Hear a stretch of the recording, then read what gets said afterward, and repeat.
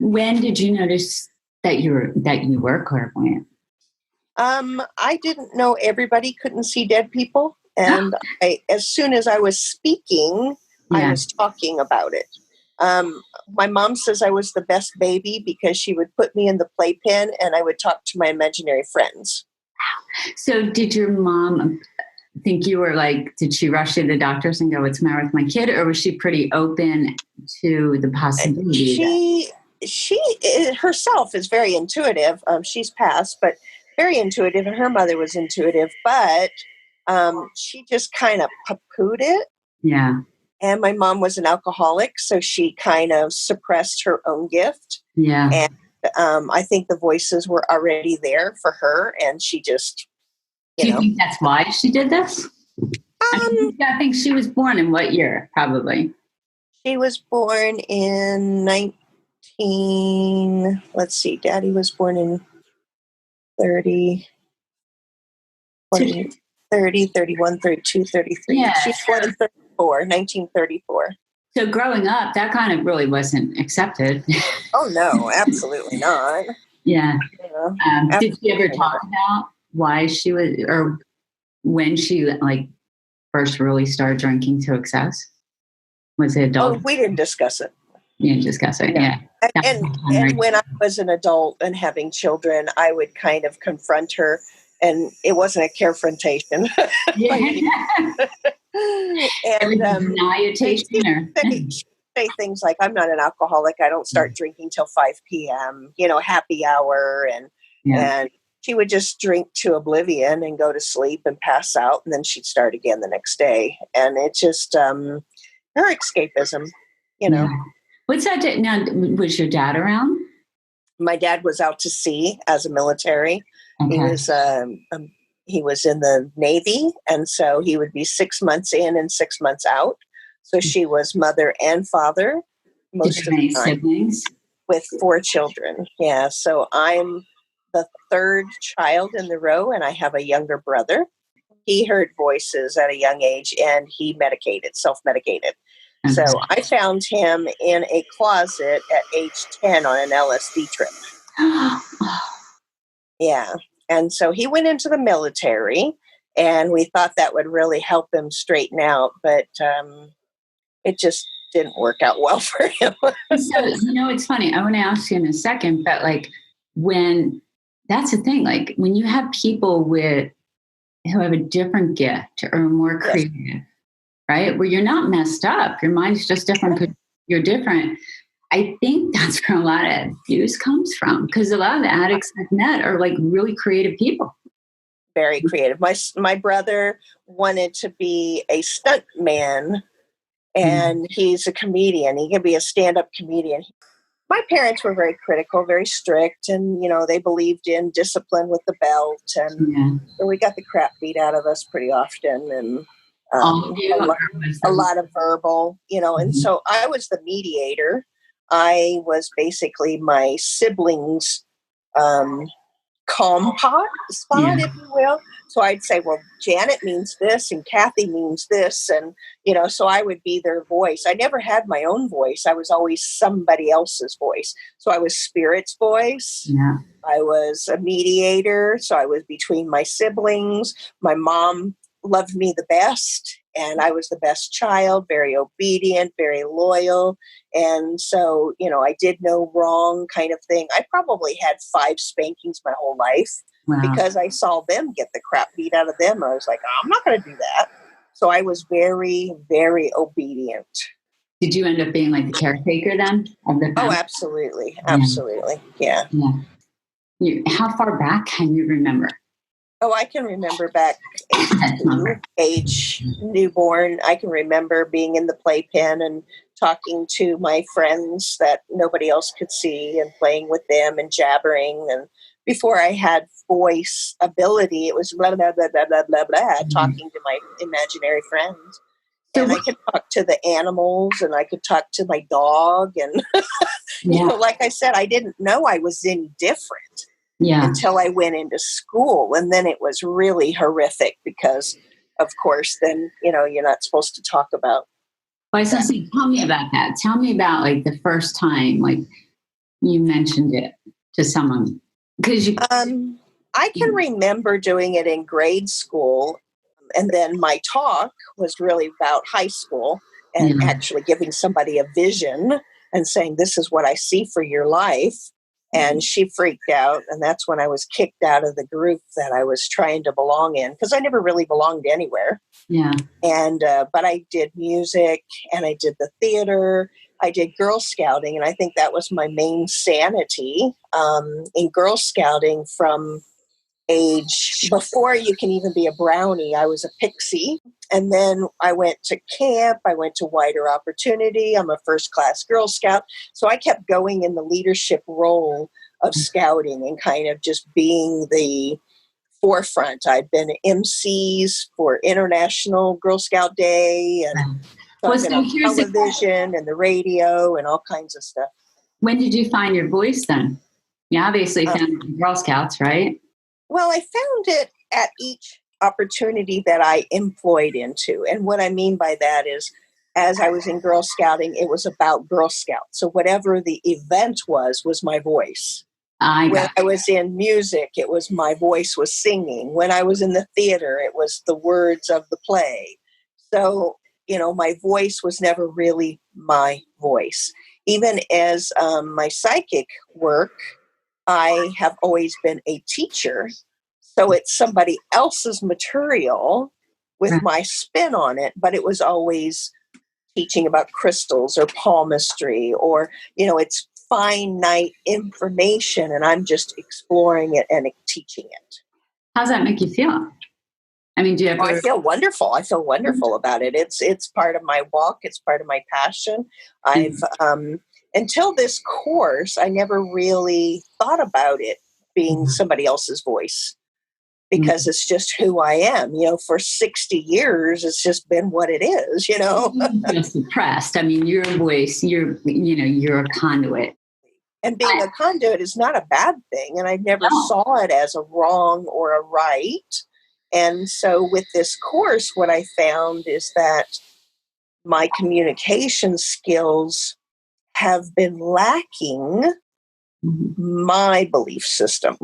It's kind of like, well, yes, I believe that I'm a part of God's world and, and all this kind of stuff. I'm also an ordained minister. And so I don't want to be a preacher because then again, it's somebody else's word. Yeah. Well, no, you could do a preacher in your own word. Yeah, I do. I kind of do it every day. I talk. And then of course, when I'm doing a session with somebody, spirit comes through. And so, I don't really see it as a problem, actually. The only challenge I was having is with this course, you have to peel down to a layer of vulnerability. One of the things about your program or what you're doing right now is talking about the abuse and vulnerability and those kind of things. And, it's kind of like, what is your passion? Well, my passion has always been that you are psychic, everybody's psychic, and I'm going to teach you how to use that muscle and make it stronger in your life. Because you are connected to spirit and you're asking questions for yourself and you're digging deep for you.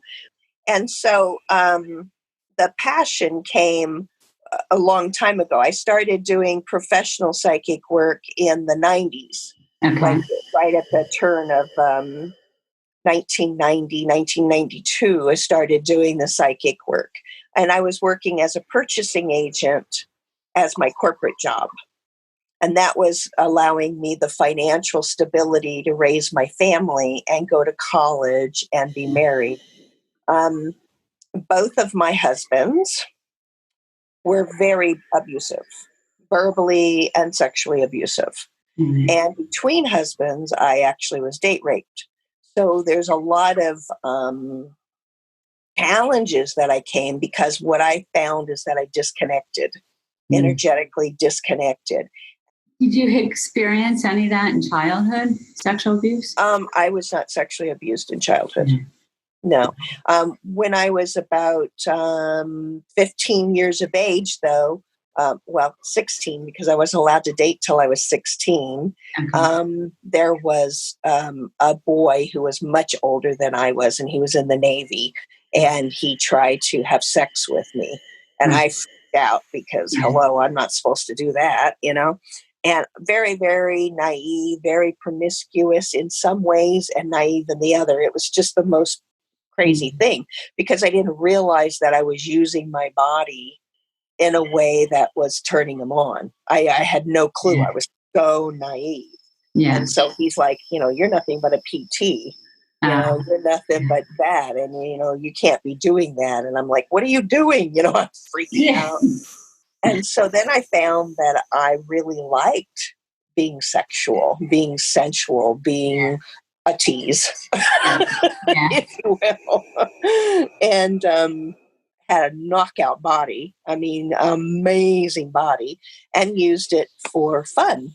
Yeah. But I didn't, I wasn't malice about it. I wasn't, I wasn't mean and bitchy about it kind of thing. But of course, as soon as I met with my intuition, is the day I met my husband, my first husband, the day I met him, I went, oh my gosh, that's who Spirit's been showing me. That's my husband, and that's the father of my children. I knew him instantly. I always knew things were going to happen throughout my life. I would know that we were going to move, and I knew where we were moving, and I knew when we were moving, and just everything throughout my life. I would know, oh, my sister's going to get in trouble. I got to go rescue her, or whatever. My brother's in trouble. I got to go get him.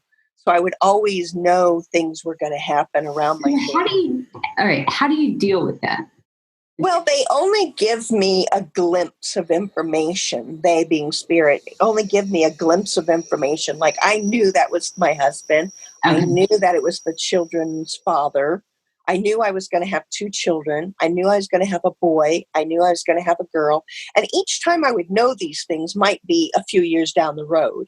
I didn't know at age 14 I was going to have a husband at 17. And he was, but as time would go by, I would be dating boys and I'd say, well, you're not the father of my children. I'm not going to marry you. I had a boy propose to me when I was a junior in high school. And I said, oh, I can't marry you. You're not the father of my children. Yeah. And he was like devastated. He's like, what do you mean you're not going to marry me?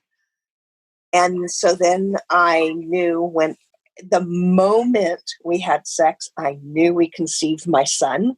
Really? I even told my husband, I said, we just conceived a baby. And he goes, what? And I said, yeah, we just made our son just this moment. And he's like, whatever. That's very weird. And so, of course, it was the truth.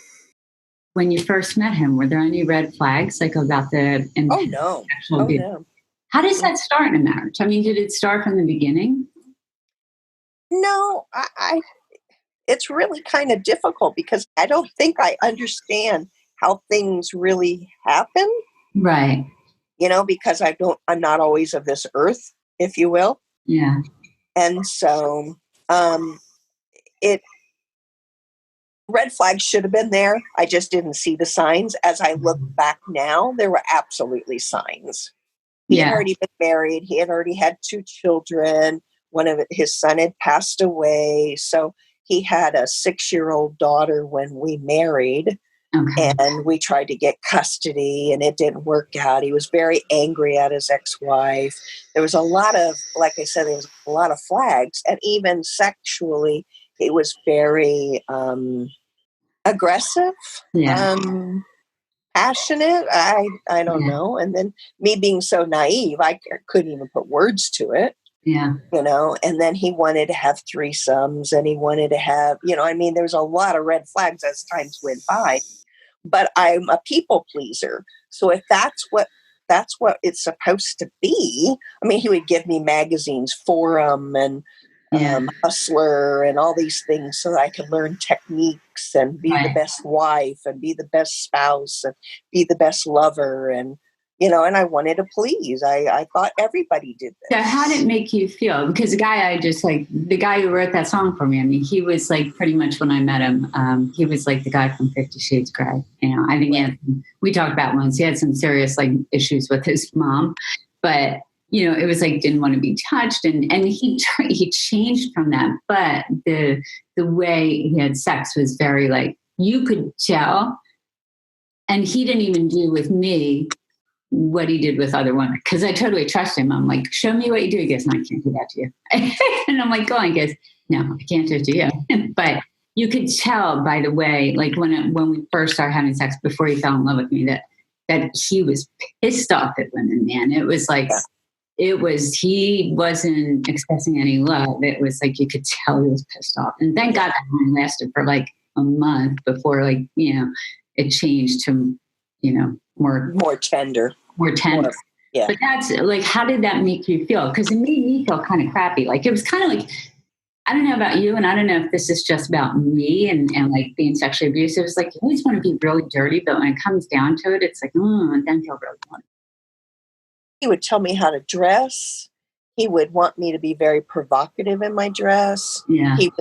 I would be like a trophy. We would go out into public and he would like hold me and touch me and caress me. And it was like I was a surprise because I tell you, I was one hot babe. So, but how did that make you feel though? Well, I felt cherished because I thought that's what you're supposed to feel like. Yeah. I didn't see it as wrong. I didn't see it as victimized or anything like that. But as I got heavier, he got more violent. He got more angry. He got more, and then he used it as a weapon. Like, if you lose 10 pounds, I will do such and such for you. Oh, okay. And then when I didn't, then it would become anal sex or something. Just really uncomfortable and not what I enjoyed. And it was really unbearable. And then there were times where we had a roommate in the house to help us with our finances. And then he'd want to have a threesome. And it wasn't that. I mean, he was a great guy and I really liked him. So I was having a good time. Yeah. So like, from being to like, the way you were felt like a trophy and cherished to then turning, what's that do to your? My self-esteem was horrible. I mean, I just started gaining weight and didn't really care. And my, I just worked hard. I had a job. I had to, if I didn't work, we didn't pay rent. Yeah. So it became a demand. And then we moved out of Hawaii to the mainland and moved over by his parents. And so then we were in their trailer and it was just this really crappy place to live. And it just, and then I got pregnant shortly after that and then gained more weight. And it just, it was wonderful having my son and I was feeling wonderful and cherished. His mom really helped me with that. Yeah. But he just worked all the time. Did you, in the times when he would do things like anal sex or whatever, did you find your voice in those moments to say no and or could you not say no? Like was your... I couldn't say no. Yeah. I had no voice. No, I had no voice. Yeah, I would cry. And that's where that would stop it. Yeah. And then of course he wouldn't enjoy it because by that time I was a basket case and it was like totally defeatist, He couldn't have sex that way. That's kind of a good sign though. Yeah. If you enjoy it, like someone is true, like, just. Yeah. The whole thing is he's really not a bad guy. Right. He just wasn't well.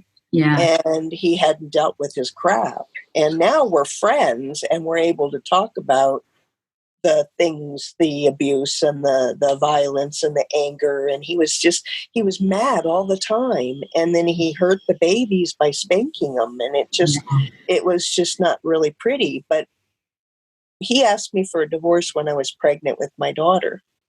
And I was furious. And I said, hell no. I said, you made this baby. You're sticking with me. Yeah. I don't care what happens. But I knew years before that by the time my son was in his first grade, we would be divorced. Okay. And I didn't want to accept that information because, of course, divorce is failure in my family. Yeah. So do you think, like you had said, in between and then your second husband, was it the same kind of, like it was crazy how I repeated my family cycle? unknown. When I look at every piece, it's like, holy crap. That's like, so by repeating your cycle, by being attracted to someone, do you think that was the case? What happened that like with your second husband and then the guy in between? Well, I didn't do any healing between husbands. I did no healing. Yeah. And in between, I was very promiscuous. And it was just, I was drinking and I was partying and I didn't care who I was with. And, I had some really nice partners and then I had some not so nice partners, but I wasn't hurt except for the date rape. That was just awful because I had been drinking and he took me out, fed me dinner. And then there's that good girl syndrome that comes in, and he wanted to come into my place. And I said, no, you need to go home. Yeah. And he said, I have to use the bathroom. Well, of course, I'm going to be courteous, right? So then he just attacked me. And so then I did the dead fish thing, like I'm not going to move and it's not going to be a good experience for him. And it was all, he tips his hat, cowboy hat, right? Tips his hat and says, thank you, ma'am. And walks. No, I was furious. And I knew I couldn't report it because I had been out in public with all these people. They had seen me drinking. They had seen me hanging with him and dancing with him. And, we were very sexual and dancing and everything like that. So it's like, hey, that's what happens, Well, I said no. And I tried telling him I had this horrible disease, sexual transmitted. I mean, I tried everything I tried hitting him. He was a big guy. And I tried, protecting myself and kept telling him no and all this kind of stuff.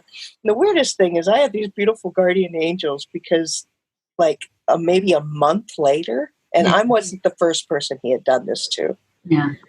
And about a month later or 2 months later, he died of a heart attack. Really? Oh, yeah. I was like, what sweet justice. Was he raping someone else when he died? I don't know. I don't think so.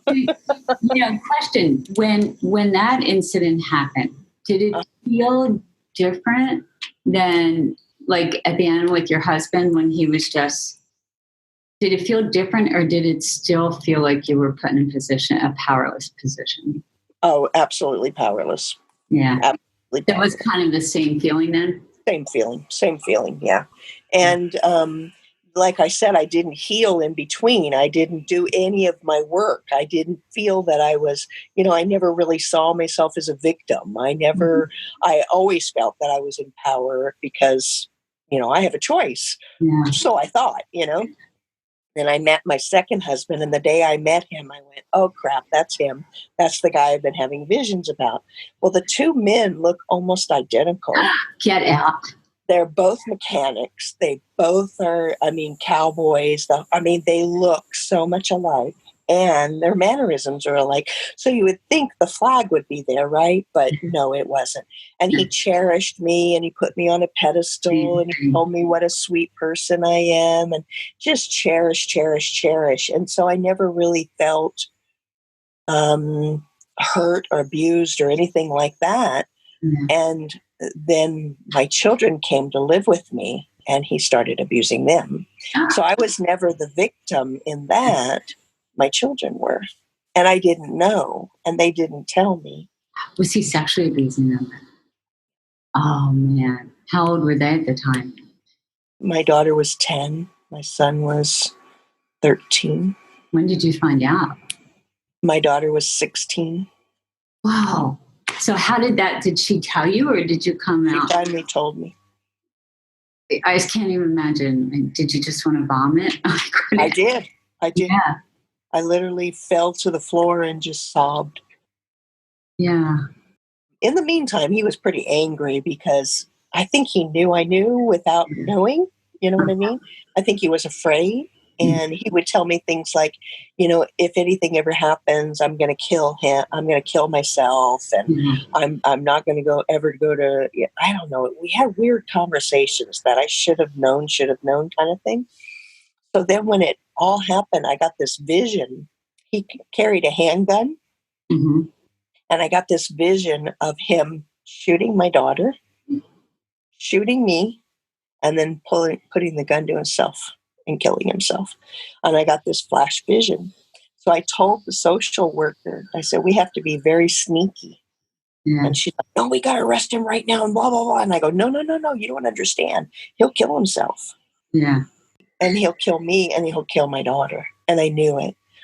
And so she basically got a recording of him saying, Mom knows. And he goes, Mom doesn't know anything. And yes, Mom knows. And you got to come get me. I'm really scared and blah, blah, blah, and all this kind of stuff. Mm-hmm. And so then she told him at the corner of this one intersection, my son wasn't living with us anymore. Right. And he came with us and went with the police car. I was in Child Protective Services office. Mm-hmm. My daughter was in the office also. And then my son went with the police and identified him. And he pulled up and they grabbed the gun and they arrested him and his twin brother later on that night. Mm-hmm. And so then they got the gun. Yeah. And if he lives, he'll be 72 when he gets out. Good for you. How's your daughter? Did you get her help, or did she? She's and your son too. I mean, God, at least we can kind of talk about it as women. How'd your son do? Yeah, my son's doing well because it wasn't often. Okay. But he's seeking counsel. Yeah. Counseling right now because he's a father. He wants to make sure that there's no chance of any kind of problems for his babies. Yeah. And well, it was mostly the anger, the violence, because his biological father would hit him. And, it would just, he doesn't even remember any of his childhood at all. Blocked it. I did the same thing. I don't remember from ages 5 to 12. Yeah. Okay. My daughter's married and has children, and her husband is 17 years her senior. Okay. And he is her father. Daddy, I know. Shit, if we could I see my daughter making the same mistakes I did. I'm like, look, I gotta tell you, this is what I did. I'm not saying you're me, but I'm saying you look a lot like I did when I was your age. Behavior-wise. But yeah, I guess, how did you as a mom forgive yourself? And not that you had anything to forgive yourself for. No. Yeah. No. That's why when we were doing this course and we were peeling back the layers, I had to forgive myself by looking in the mirror, and I was able to do that work. Yeah. But I couldn't tell the story, and I couldn't figure out why I couldn't tell the story. I kept trying to tell the story about me and how I was through all of this, because you can't point the finger at anybody else. You can't, I can't tell the story in public because it's my children, and I can't tell the story in a way of, watch out, this will hurt you, or, I can't really tell the story. And so I was trying to tell the story in our workshop, and I couldn't do it. And every time I would rewrite it, it would be long. It would be like 15, 20 minutes long, and then I'd shrink it down and be a piece of garbage. It wasn't even making sense. And so I'd rewrite it again, and then I try to shrink it down. And there's no way I can tell it in 5 minutes, right? And so my BOLO was, well, of course, you're still living it. Yeah. I'm still in it. I'm still in that valley because I don't like men. Yeah. I have been single for 20 years. I don't hate them, but I don't want to date. I don't trust them. As I gained weight, I felt like I was able to be rejecting men, or they would reject me because, hello, I'm overweight. Yeah. What man wants a big fat woman, right? Yeah. Was my thought process. Well, my second husband loved me heavy. It didn't work, did it? It didn't work. So listen, what was your healing process? What worked for you? Probably self-forgiveness was my most thing, and I'm doing a lot of clearing of blocks, emotional blocks of worthiness, being enough. My second husband was diagnosed schizophrenic. Oh, wow. And so the one personality that I had and that I got to see was this sweet, loving man who idolized me, who worshiped me, who told me I was the greatest thing since sliced bread, you know? And so I just worked harder and harder to make more money, to have a beautiful home, to have a great life, to, you know, and I just worked all the time. And of course it was working. Because then, of course, the other personality was doing things I had no idea about. Right. But living with my son has been such a beautiful blessing in my life because he has a gorgeous wife. Right. He has two beautiful sons. They love each other so much. They're working, their communication style. My son is an I mean, he's so good at communicating. He'll just rephrase what you said and say, I understand you to say this. Is that what you meant? And so he's taught me communication styles. He's taught me love. He's taught me that there can be a healthy relationship and have a fun family and all that. So then I see them and I go, maybe I do want that, you know? Yeah. So living with them for 6 years has done a lot of healing for me and allowed me to say, look, that's what love's supposed to be. I don't think I've ever had a healthy love. Yeah, my parents loved each other so much. My father, but you know, he wasn't there. And so she felt abandoned. She felt angry. She felt all kinds of things. And so she drank, he drank. And it was a social thing too, because back then they drank and smoked. My mother would yell at my father and she would just scream and carry on. And I'd say to Daddy, why do you put up with that?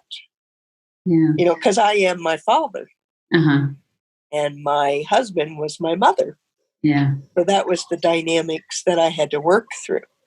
Married your mother. My boss was my mother. Every time I have a difficult relationship, it's my mother, you know? And I asked Daddy, why do you put up with it? And he said, well, because I love her. And he says, that's just what you do when you love somebody. You just take them for everything. They're good, they're bad, and everything.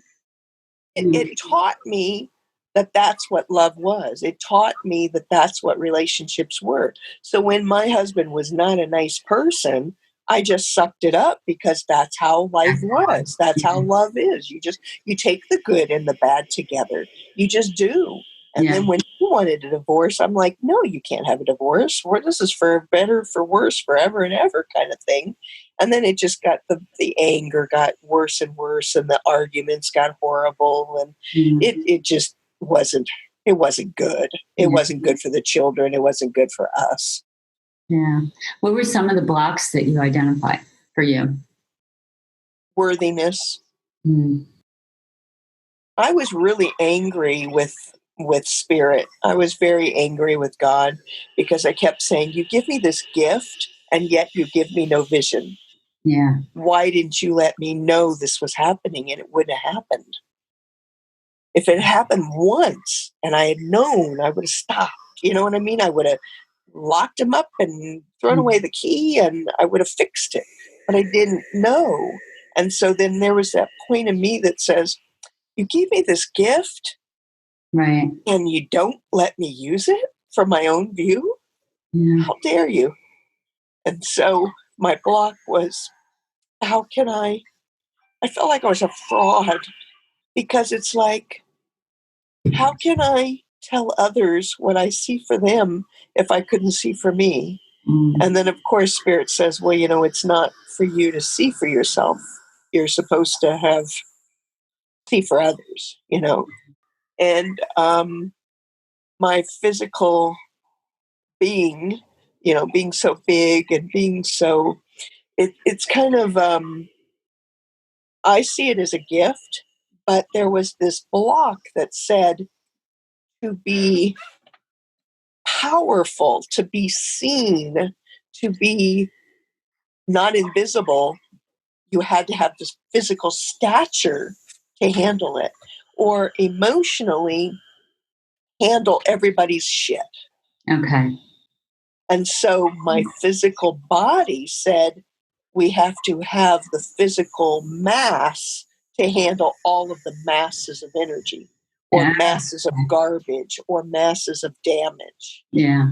If I'm going to help people transform their lives, I had to have a physical body that said, I can do this. A lot of light workers, a lot of healers are physically big. Yeah. But what I have cleared is that that no longer needs to be necessary, because I'm a conduit and I don't hold their energy. It goes in and goes out. It's through me that the information comes. It's through me that the gift of healing comes. I'm not the healer. Source is the healer. And so I don't have to physically have this body anymore to house that. I just had a BOL when you were talking. Through the past year, what I've been doing, I've kind of isolated myself a lot in the house as I'm trying to learn everything and do stuff. And it feels just so not right, because I'm used to, except for a master codependent and a nurse who was in the hood all the time. I'm like, oh my God, I haven't helped anyone in like a year. And that fraud thing I would feel like that a lot, because when I was writing my course, I'm like, I haven't even mastered this. How am I going to live it? I mean, if I can't live it 24/7, how am I going to teach it? Yes. And so coaches and people have said to me, it just has to be about other people, not you. Exactly. And you just said the same thing with conduit. It's not about you. So fraud, when you feel fraud, it's because you're focused on you. Exactly. It's ego. Yeah. One of the things that I have done for many years is I've enabled my daughter, so codependent. Oh my gosh, our relationship is like, And so what I found I was doing, another block, this is coming up to another block, but what I found I was doing is I was lifting her out of despair. She was a single mother out of wedlock, and I basically grabbed her and the baby and, took care of them for the first 3 years of their life. She worked and I took care of the baby and, and financially supported them. And then I knew that when I moved to Utah, I saw the vision that her husband was in Utah. So I moved her. So I paid 6 months of her rent, and I moved her physically and paid for the moving truck, and and so I'm always rescuing her financially, and that's not teaching her to manage life if I keep picking her up and bailing her out. And so the block was that I have limited my finances living with my son, so I don't have a overhead. Yeah. And I've limited my income because if I don't have it, I can't give it to my daughter. Oh, wow. So my block was like, boom. So hold on. How does your son feel about that? He's taking care of his family. He's making a good living. His wife works, so they have a lot of money and they have a lot of financial security, whereas my daughter is working 2 jobs and selling her plasma, just like I did, working 2 jobs and selling your blood in order to keep the roof over the head and the food in the tummy, and her husband won't work and my husband wasn't working. She is doing exactly what her mother taught her to do. Oh, shit. Because, I had a student loan that I signed on her. She didn't finish the schooling. I had to still pay for it. She stopped making payments. I didn't know about it. Yeah. Then they came after me, and it put a big, huge dent on my credit report. So then we had conversations about that. And it's like every time she turns around, there's something happening. She's a hard worker and she's a good mom, but she also doesn't want to be there. She doesn't want to be with her kids. When she's off of work, she wants to take off and go do something because it's too much, it's too overwhelming. And her daughter's been sick for a year. And so my granddaughter wants me to come rescue, and my daughter wants me to come live with her and take care of her baby so she can get rid of the husband. And I told her I won't do it. I won't do it. I said, you have to figure this out. I'm not going to bail you out anymore. I cannot do this because you have to live your life, and I got to stop picking you up and fixing it. Yeah. Because it's not really helping you. That's a really hard place to be in as a grandparent. Yeah. Because you see, and it's not even like the physical, but when you see the emotional, like a child being told all that, you know what that does to somebody. Yeah. But no matter all these courses we take to tell us whatever, once you get to our age or once you get adulthood, like I really want to start getting, once I finish this book and do the conversations, I want to get out into the schools and teach these kids early, man. It is not about you. They say something about that's your new mantra. Not me, must be their problem. Unfortunately, there's that the teenager has that independent streak, and yet they're vulnerable because they can't be independent. Right. So they're stuck between that. But if they've got a nice, good, solid base sense of self. Yeah.